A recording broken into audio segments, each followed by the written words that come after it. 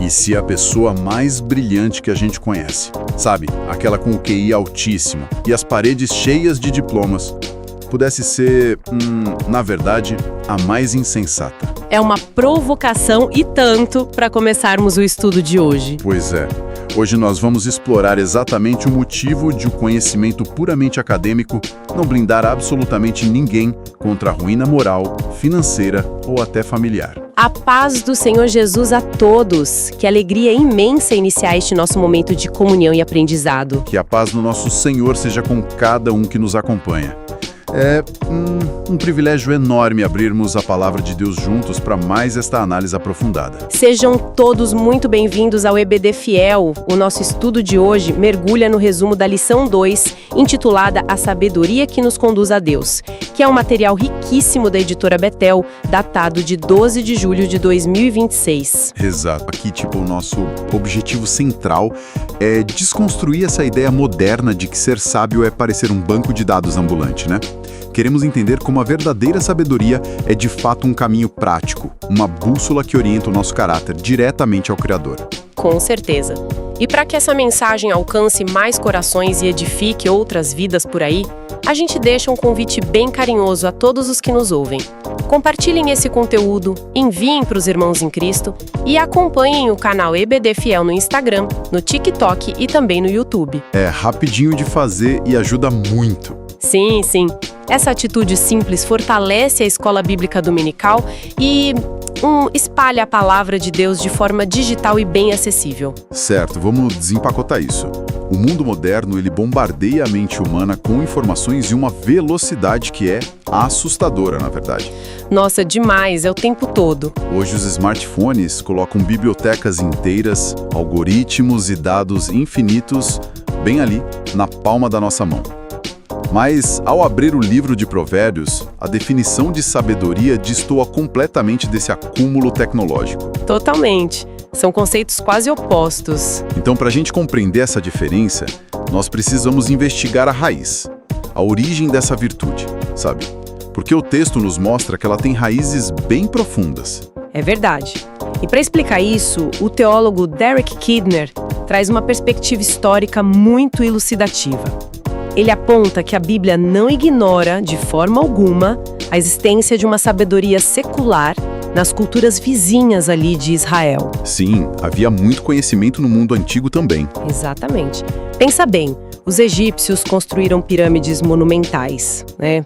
Os babilônios mapearam as estrelas com uma precisão que, até hoje impressiona. Havia um conhecimento administrativo e arquitetônico profundo nessas nações. Uma engenharia absurda, para dizer o mínimo. Pois é, e a grande ruptura da sabedoria bíblica não está em negar esses fatos, mas sim na sua fonte, no seu propósito final. Ela não é uma mera dedução filosófica humana. A sabedoria bíblica chega para nós por revelação divina. Provérbios 2, versículo 6 afirma categoricamente que o Senhor dá a sabedoria. Da sua boca vem o conhecimento e o entendimento. Mas aí que tá. Aqui surge uma questão que costuma intrigar muita gente. O que seria? Se o Senhor simplesmente dá a sabedoria de forma tão direta assim, por que a gente observa tantas pessoas que, frequentam a igreja há anos tomando decisões catastróficas? Na vida financeira, nos casamentos, nos negócios. Onde é que acontece esse curto-circuito? Essa é a pergunta de $1 milhão. O curto-circuito acontece porque muitas vezes ignoramos a segunda parte dessa dinâmica, que é o esforço intencional e a postura do nosso coração. Ah, então não é algo automático. De jeito nenhum. O texto sagrado orienta a buscar a sabedoria como quem garimpa um tesouro escondido, sabe? A revelação está lá. Está disponível, mas exige uma postura ativa de quem busca. Não é um download passivo de dados celestiais. Faz todo sentido. O que é fascinante aqui é que o obstáculo principal para essa busca é a estrutura psicológica do nosso próprio ego. Provérbios 11:2 adverte que com os humildes está a sabedoria. Ou seja, o orgulho bloqueia o processo inteiro. Exato.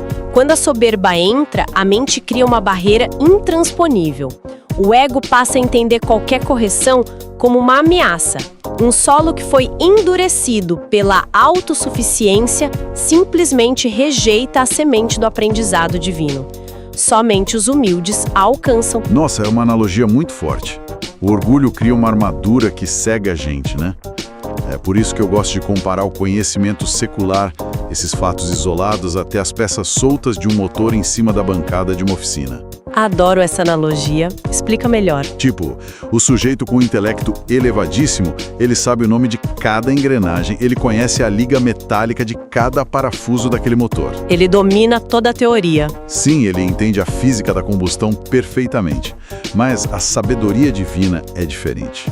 Ela é o manual do fabricante, aliado àquela habilidade prática, sabe? A destreza de montar esse motor, colocar o óleo certo e fazer ele funcionar perfeitamente na estrada esburacada da vida. E sem fundir o motor nas primeiras subidas íngremes. Exatamente. O diploma não é um manual de sobrevivência para a vida real. E quando a gente leva isso para as aplicações espirituais, fica ainda mais claro. Na nossa vida pessoal, por exemplo, nós precisamos buscar essa sabedoria intencionalmente na oração. Lembrando lá de Tiago 1,5? Sim, pedindo a Deus que nos dê sabedoria quando tivermos falta dela.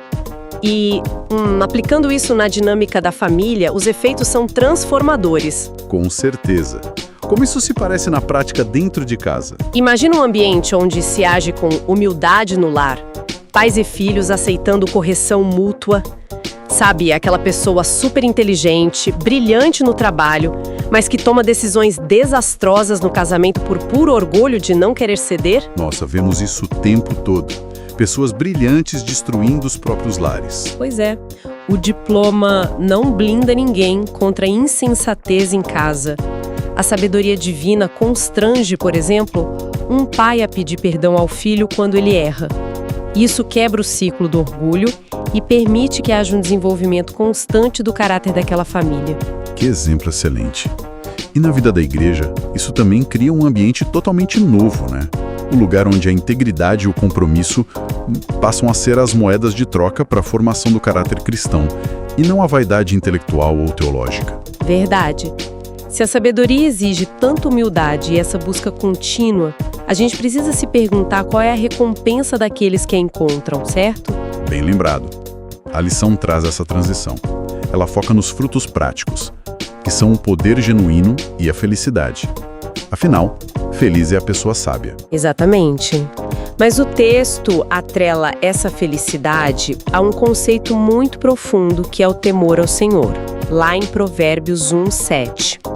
E nós precisamos esclarecer bem o que é isso, porque muita gente confunde. Ah, sim. A palavra temor assusta um pouco hoje em dia. Muito. Mas o temor ao Senhor não é pavor, não é aquela tirania de um ditador cósmico. Nós vemos em 1 João 4, versículos 7 e 8, que Deus é amor em sua essência. Logo, reverenciá-lo é entender o seu amor. É um respeito profundo por quem ele é e pelo mundo como ele o estruturou. Entendi. É mais sobre reverência do que sobre medo paralisante. Isso. Rejeitar isso, que é a atitude do tolo descrita em Provérbios 8:36, é amar a morte, porque a pessoa está se desconectando intencionalmente da fonte da vida. É autodestruição pura. Mas... deixa eu fazer o papel do advogado do diabo aqui. Ou melhor, do ouvinte mais questionador. A nossa sociedade moderna, ela diz o tempo todo que a força bruta, a gritaria ou a influência agressiva nas redes sociais é que é o verdadeiro poder, certo? Quem cancela mais rápido é quem manda. Mas o texto fala algo bem diferente sobre poder. Completamente diferente. E a Bíblia nos dá exemplos cristalinos dessa diferença. Vamos lembrar de Sansão, lá no livro de Juízes, capítulo 16? O homem mais forte da história. Exato. Sansão tinha uma força física incomparável, um vigor absurdo, mas ele era guiado por seus instintos, sem nenhum discernimento, sem sabedoria. E o que aconteceu?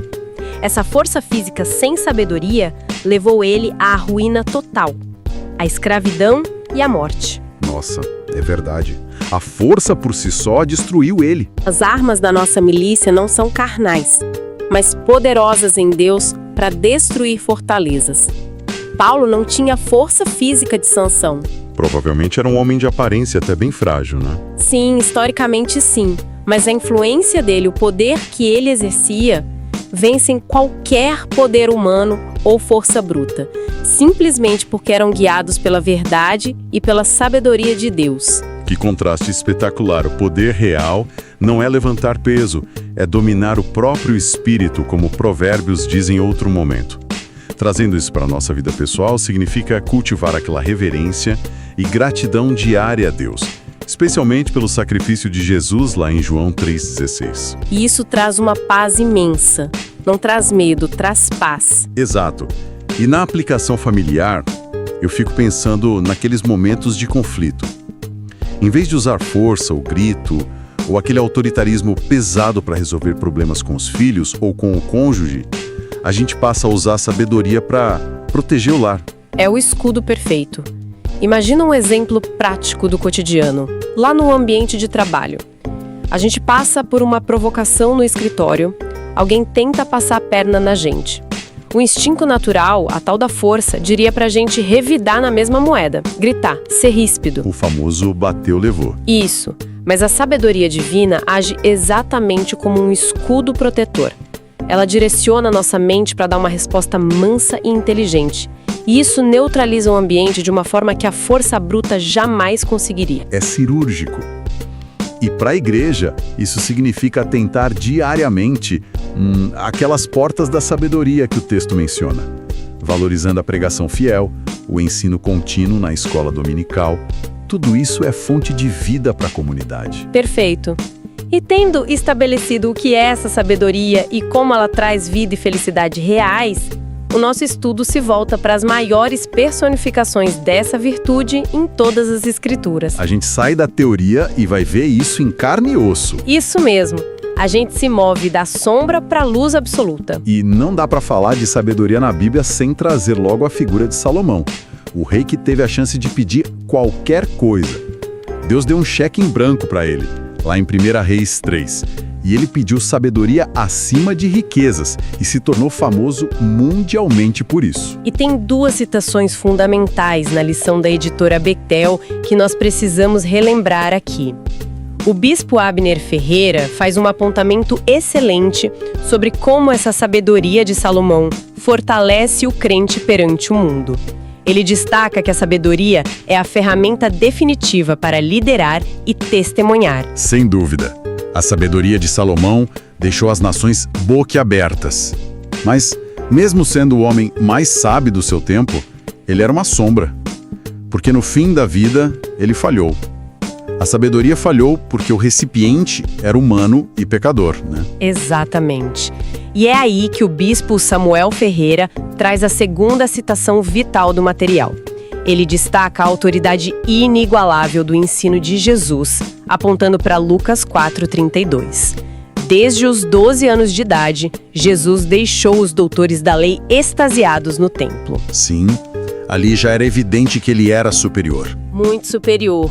E o apóstolo Paulo confirma isso em Colossenses 2, versículo 9, onde vemos que todos os tesouros da sabedoria e do conhecimento estão escondidos em Cristo. Não é que Jesus tinha muita sabedoria, é que ele é a própria sabedoria eterna. Isso muda tudo. Muda sim. Provérbios 8 aponta para Cristo existindo antes da criação. Ele é a sabedoria encarnada. Nossa, é uma declaração poderosíssima que o próprio Jesus faz lá em Mateus 12:42, quando ele confronta os religiosos e diz: eis que está aqui quem é mais do que Salomão. Tipo, Salomão era grande, mas Jesus é a própria fonte do qual Salomão bebeu. Que ilustração maravilhosa. É como se Salomão apontasse o caminho, mas Jesus fosse o próprio caminho. Sim. Eu volto de novo para a analogia do mundo moderno. Pensa num computador. A sabedoria de Salomão seria um software incrível, o aplicativo mais avançado já criado para tomar decisões jurídicas e gerenciar recursos. Mas rodando num hardware defeituoso que acabou pegando o vírus. Perfeito, o hardware falho do coração humano em pecado. Agora, Jesus não é só um aplicativo rodando na história.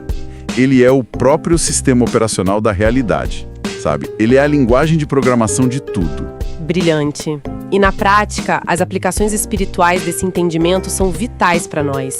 Na nossa vida pessoal, nós precisamos fazer das escolhas do jovem Salomão a nossa oração diária. Buscar isso antes de qualquer coisa, né? Isso, pedir sabedoria antes de orar por qualquer bem material.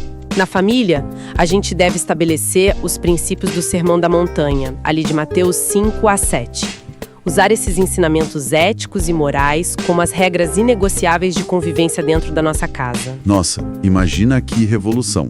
O perdão e a mansidão como regra geral da família. Exato.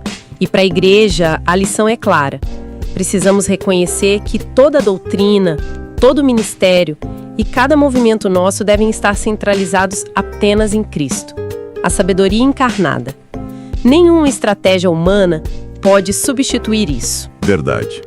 Um exemplo prático disso no nosso cotidiano é quando a gente enfrenta uma crise, seja uma falência financeira ou um problema grave de saúde na família. Nesses momentos, o conhecimento secular, o diploma, a conta bancária, chegam ao seu limite. Não resolvem a angústia da alma. Não resolvem mesmo. O desespero tenta tomar conta. Pois é. Mas a sabedoria que a gente encontra nas palavras e promessas de Jesus nos sustenta e orienta de forma sobrenatural. É a paz que excede todo o entendimento agindo na tempestade. É a rocha firme onde construímos a casa. E fazendo um resumo claro de tudo que conversamos, a síntese inspiradora dessa lição é que a sabedoria está acessível a todos nós. Ela é a maior prova do amor de Deus pelas nossas vidas. Sim, Ele quer nos dar isso. Sim, mas é um dom que exige busca intencional. Ela traz felicidade verdadeira, nos protege de forma prática contra as ruínas da insensatez e da força bruta e encontra o seu auge, a sua perfeição absoluta no nosso Senhor Jesus Cristo. Que beleza de resumo. Nós encorajamos todos os que nos ouvem a perseverarem na fé com essa convicção, vivendo todos os dias como novas criaturas em Cristo, deixando o orgulho de lado e buscando essa bússola divina para cada pequena decisão do dia. É um exercício diário de humildade e dependência de Deus. Com certeza. E eu quero deixar uma provocação final. Um pensamento para quem acompanha a gente refletir durante os devocionais dessa semana. Vamos lá, qual seria? Se Jesus não é apenas um mestre sábio, mas a própria manifestação da sabedoria eterna que é descrita ali em Provérbios, como é que isso muda a nossa forma de ler cada versículo bíblico daqui para frente? E se cada conselho de Provérbios for, na verdade, a voz do próprio Cristo falando, olho no olho, diretamente ao nosso coração?